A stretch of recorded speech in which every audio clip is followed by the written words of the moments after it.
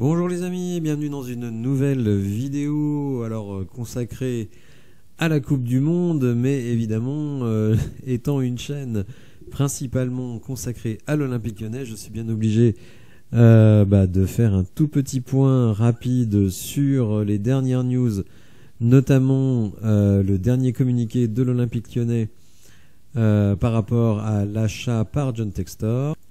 Au regard des avancées réalisées dans les 48 dernières heures, les vendeurs LOL Group ont accepté de concéder un ultime délai à Eagle Football au 7 décembre, donc mercredi après-demain, pour trouver un accord final, inconditionnel et financé avec l'ensemble des parties, accord sur la base duquel la mécanique de closing pourra être engagée. Passé ce délai, les vendeurs ne pourront que constater qu'il est devenu improductif de donner un délai supplémentaire à Eagle Football pour réaliser des opérations qu'Eagle s'est obligé à réaliser de manière inconditionnelle au terme des contrats signés en date du 7 juillet.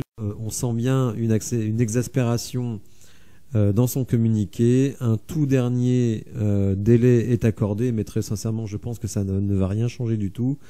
Donc je n'y crois pas. Après, peut-être que ça va changer, mais je ne pense pas. Bon, j'arrête là sur l'OL et on va passer donc à la Coupe du Monde. Puisque pour le moment, 6 huitièmes de finale sur 8 ont été joués. Je fais la vidéo pendant que le Brésil est en train de déglinguer les pauvres Sud-Coréens qui étaient menés 4-0 à la mi-temps. Il faut dire le Brésil qui fait vraiment une masterclass dans cette première mi-temps et qui évidemment confirme son statut de favori. Et quand on les voit jouer, on se dit on voit vraiment pas qui va pouvoir les arrêter. Alors on voit ici ce qu'on appelle le bracket, donc le tableau final de cette Coupe du Monde. Donc même si ça n'a pas été super simple pour les Pays-Bas, malgré le score final de 3-1, ils sont passés, tout comme l'Argentine face à l'Australie. La Croatie, elle a eu besoin de prolongation pour s'imposer face au Japon, et donc le Brésil, tranquillement, face à la Corée du Sud. Nous, la France, on s'est débarrassé de la Pologne. Alors, ça n'a pas été toujours très simple, mais je pense que sur l'ensemble du match, il n'y a vraiment rien à dire. On a pu bénéficier notamment d'un Kylian Mbappé très impressionnant à la finition, puisqu'il marque 2 buts en ayant des expected goals extrêmement bas, ce qui veut dire que les buts qu'il a marqués étaient de très très haut niveau. L'Angleterre, assez tranquillement, face à un Sénégal décevant. 3-0, donc finalement là on a vraiment Angleterre, Argentine, Croatie, Brésil et Angleterre-France, 3 quarts de finale qui étaient très attendus mais qui pour le coup sont extrêmement intéressants, même si là le Brésil, on peut penser, ne fera qu'une bouchée de la Croatie.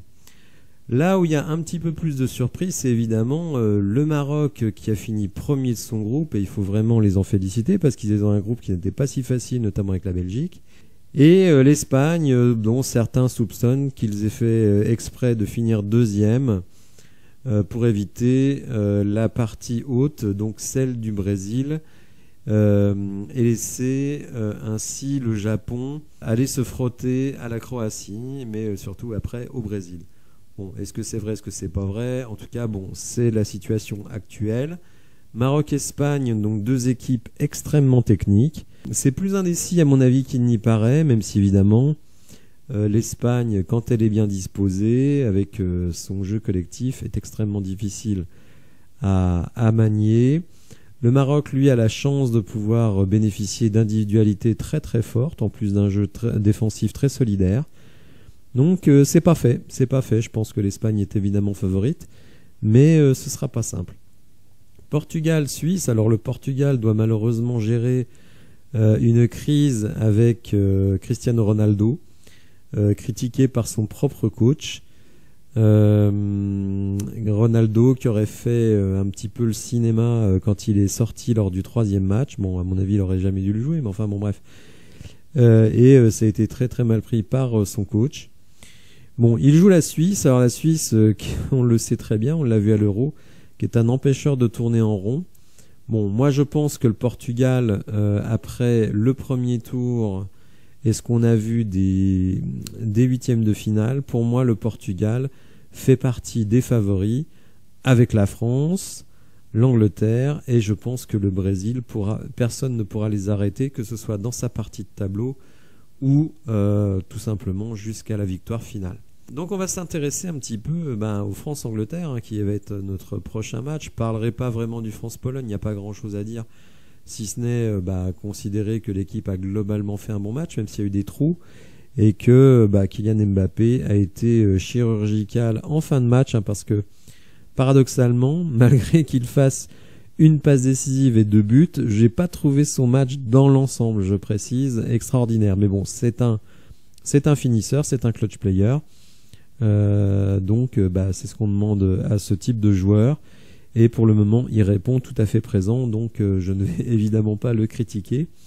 Mais je dois dire que je suis plutôt satisfait globalement de l'équipe de France, même s'il y a certains postes qui laissent un petit peu à désirer.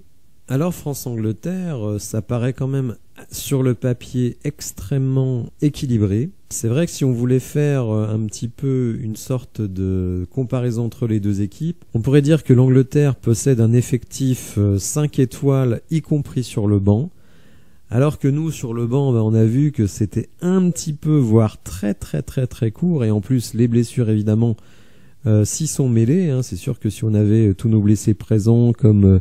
évidemment Karim Benzema, Kimpembe, Lucas Hernandez et puis évidemment Nkunku, on aurait sans doute moins de problèmes de banc puisque certains joueurs qui sont à l'heure actuelle titulaires seraient sur le terrain. Après, il faut pas se le cacher, il y a aussi sans doute des maladresses de Didier Deschamps dans sa liste puisqu'il a pris très peu de latéraux. Il n'a pas pris un deuxième numéro 10 et moi j'étais assez partisan du fait qu'il prenne Nabil Fekir. Donc je pense que là, il s'est un peu planté. Bon, maintenant l'équipe est ce qu'elle est, il va falloir faire comme ça jusqu'au bout. Donc je dirais que l'Angleterre a une équipe plus profonde en quantité et notamment sur le banc. Et nous, on a quelques individualités assez exceptionnelles, évidemment Mbappé, mais aussi Ousmane Dembélé qui a donné une passe décisive à Kylian Mbappé et qui fait la misère aux défenseurs dans son aile droite, plus un Antoine Griezmann au four et au moulin. Un Olivier Giroud qui, quoi qu'on en dise, claque but sur but. Et bien entendu, un petit peu celui que j'ai mis en avant depuis mes vidéos sur l'équipe de France, c'est-à-dire Adrien Rabiot qui, selon moi, fait des prestations absolument fantastiques. Il est lui aussi partout sur le terrain et en plus il met des buts, il crée des occasions, je le vois à la récupération, il peut jouer à peu près à tous les postes, donc vraiment... je trouve que c'est un rouage essentiel actuellement des résultats de l'équipe de France. Alors vous le voyez sur les cotes, alors certes ce sont des sites français, donc peut-être sans doute un petit peu influencés par ça, même si à la limite un site il en a rien à secouer, que ce soit la France, lui il veut faire du blé. Donc sur les sites de Paris, on est plutôt favori, alors c'est pas favori énorme, hein, favori à 2,30, c'est pas un gros favori, et l'Angleterre est à 3. Alors, ce qui est un petit peu étrange pour deux équipes européennes, c'est que finalement, on joue très peu contre l'Angleterre, puisque regardez, depuis l'année 2000, donc ça date quand même depuis très longtemps, et on a joué l'Angleterre que 7 fois, donc ce qui est vraiment très peu, une fois tous les 3 ans, et la dernière fois qu'on les a joués, c'était même il y a 5 ans, 5 ans et demi, et on s'était imposé donc 3-2. C'était dans un match amical.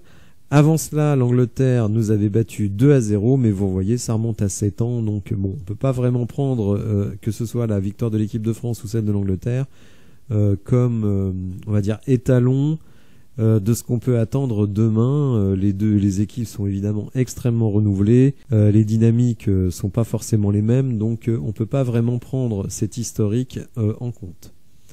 Par contre, sur les performances récentes, eh bien, on peut constater que l'Angleterre, eh bien, c'est pas jojo, en tout cas, c'est pas tellement jojo.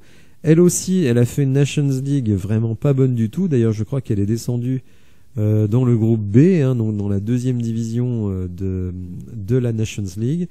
Donc avec des défaites quand même assez terribles, hein, contre la Hongrie, des matchs nuls 0-0, 1-1 face à l'Allemagne, face à l'Italie, une rouste à domicile 4-0 à nouveau face à la Hongrie qui n'est même pas qualifiée pour la Coupe du Monde, une défaite en Italie, un 3-3, alors je me souviens de ce match-là qui était absolument dingue, à domicile face à l'Allemagne. Alors certes, à la Coupe du Monde, 6-2 face à l'Iran, mais bon, l'Iran c'est quand même moyen.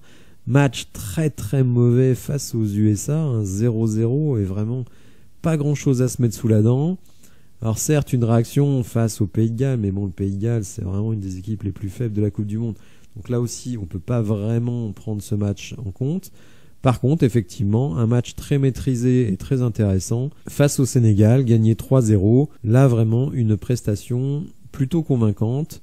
Mais là aussi, un adversaire privé de Sadio Mané. Bon, bah, c'est pas vraiment la même équipe du Sénégal.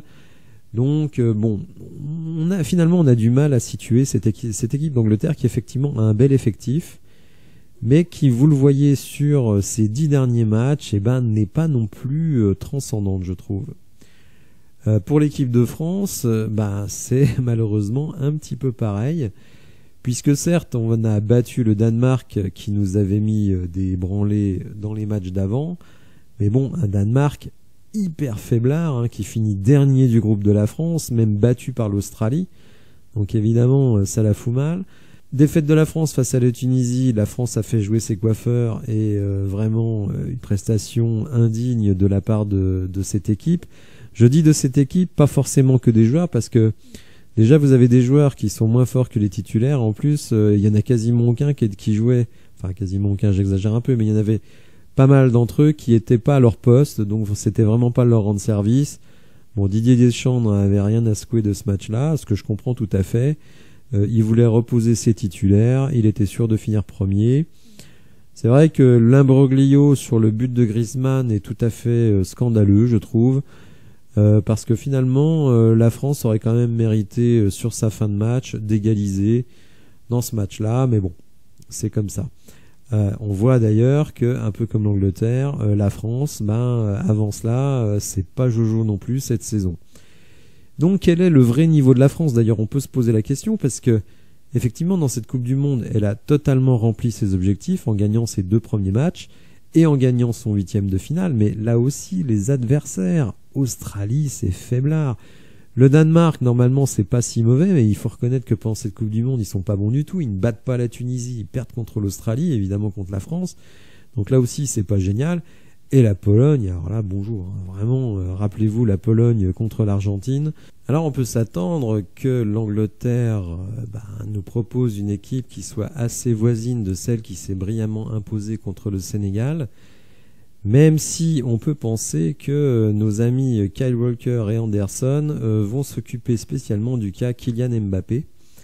Alors, cette équipe d'Angleterre possède des joueurs qui, comme je le disais, ne sont pas des génies, mais bon, qui sont des habitués de la Première Ligue, donc habitués à mettre beaucoup d'intensité dans leur jeu. Il y a quand même des joueurs de très grande classe, comme Harry Kane et Bellingham, le jeune joueur, Phil Foden également. En défense, par contre, alors c'est très très lent, c'est puissant, mais c'est très très lent. Et donc évidemment, c'est là qu'on va attendre cette équipe d'Angleterre dans sa capacité de s'adapter, notamment à nos 2 flèches dans les côtés, Ousmane Dembélé et Kylian Mbappé. Olivier Giroud aura une importance considérable puisque dans le jeu de tête, il a des clients en face, mais il les connaît très bien, lui qui a passé énormément de saisons en Première Ligue. Alors la compo de l'équipe de France, une sorte de 4-3-3, de 4-2-3-1, vous appelez ça comme vous voulez. Et donc on va retrouver sans doute une équipe très voisine de celle-ci, et même sans doute la même, puisque personne n'est blessé, et je crois qu'on n'a pas trop de problèmes avec les cartons jaunes. Donc Hugo Lloris, qui fait du Hugo Lloris, c'est-à-dire une petite boulette tout nette de temps en temps, mais globalement plutôt sûr. Théo Hernandez, qui a été un peu moins bon dans le dernier match que dans les matchs précédents, mais qui est toujours un joueur très percutant, y compris offensivement. Upamecano, qui pour moi est une des bonnes surprises de la Coupe du Monde. Raphaël Varane, je dirais c'est un peu le Varane des dernières années, c'est-à-dire quand même en baisse, mais qui maintenant a beaucoup d'expérience et qui nous a sauvé quand même un but contre la Pologne sur sa ligne. Jules Koundé, ça c'est un des points faibles de l'équipe, mais vu que derrière vous avez Pavard, c'est pas forcément mieux. Donc on doit faire avec, mais effectivement là Didier Deschamps s'est quand même bien planté en ne trouvant pas de solution pour le latéral droit. Rabiot pour moi est totalement au niveau, hein. De toute façon, bon, j'avais fait une vidéo avant la Coupe du Monde pour présenter la compétition et j'avais dit que selon moi, les blessures qui contraignent à se passer de Pogba et d'N'Golo Kanté finalement tombent bien, parce que moi je trouve que Rabiot, Tchouaméni et Griezmann, pour moi c'est supérieur à ce qu'on avait avant, donc je ne suis pas du tout embêté par cela. Griezmann qui fait comme toujours un travail extraordinaire, alors évidemment moins présent à la finition, mais par contre un petit peu comme Rabiot, il met de l'huile dans tous les rouages, donc ça c'est vraiment une très très bonne chose pour l'équipe de France. Kylian Mbappé répond présent aux attentes, on le voit peu dans les médias, ce qui à mon avis est une très bonne chose, mais par contre sur le terrain il laisse parler ses pieds et il parle plutôt bien. Ousmane Dembélé est sans doute un peu frustré de ne pas marquer davantage, mais par contre, ne serait que contre la Pologne, il donne un ballon à Olivier Giroud qui rate le plus facile, et ensuite un caviar pour Kylian Mbappé qui marque un but pas si facile que ça, mais il est servi par Ousmane Dembélé. Donc un 11, je dirais, qui tient plutôt bien la route, hein, bon, sauf un peu Koundé, mais par contre, effectivement, quand on va dans le banc, alors là, il n'y a pas grand-chose. Alors on sait que Camavinga a du génie, mais il a très très peu joué. Kingsley Coman me déçoit un peu, hein, j'attendais davantage de sa part. Fofana donc a joué en remplacement de Tchouaméni. Bon, il fait du Fofana, hein, c'est-à-dire impact physique. Alors rendez-vous compte qu'on doit remplacer Koundé par Dizazi, bon, c'est quand même un vrai problème. Et puis alors derrière, alors Konaté pour le coup, lui, il est bon, mais on va dire derrière Upamecano, Varane, ça lui laisse pas beaucoup de temps de jeu. Et puis derrière, on a Marcus Thuram qui apporte un tout petit peu. C'est lui qui donne la deuxième passe décisive à Kylian Mbappé dans le dernier match. Mais globalement, Thuram, on le voit pas beaucoup. Et puis alors, si on va chercher les Marseillais, Vertou, Guendouzi, c'est très très mauvais. Saliba, ancien Marseillais, il a joué le troisième match, mais il n'a pas hyper convaincu. De toute façon, il y aura très peu de rotation en défense centrale. Et Pavard, lui, il est au placard. On ne sait pas exactement pourquoi, mais en tout cas, il y est. Et le placard est fermé à double tour. Alors, je ne vais pas me risquer un pronostic. D'une certaine manière, je l'avais fait lors de ma vidéo de présentation, puisque j'avais dit... Mais j'avais précisé que c'était un pronostic que Chauvin combattrait l'Angleterre. Aujourd'hui, je n'en suis pas certain. Je pense évidemment qu'on a des forces très importantes, hein, comme évidemment notre jeu offensif, notre milieu de terrain qui est vraiment pas mal. Après, en défense, c'est pas génial, mais bon, ça peut tenir sur un match. Donc voilà, je crois que c'est vraiment très très serré. J'ai beaucoup de mal à me prononcer. N'hésitez pas à me dire dans les commentaires ce que vous voyez pour ce match-là. J'espère que vous avez apprécié la vidéo. Si c'est le cas, n'hésitez pas à liker, à vous abonner à la chaîne, et je vous dis à bientôt pour une nouvelle vidéo. Merci, au revoir.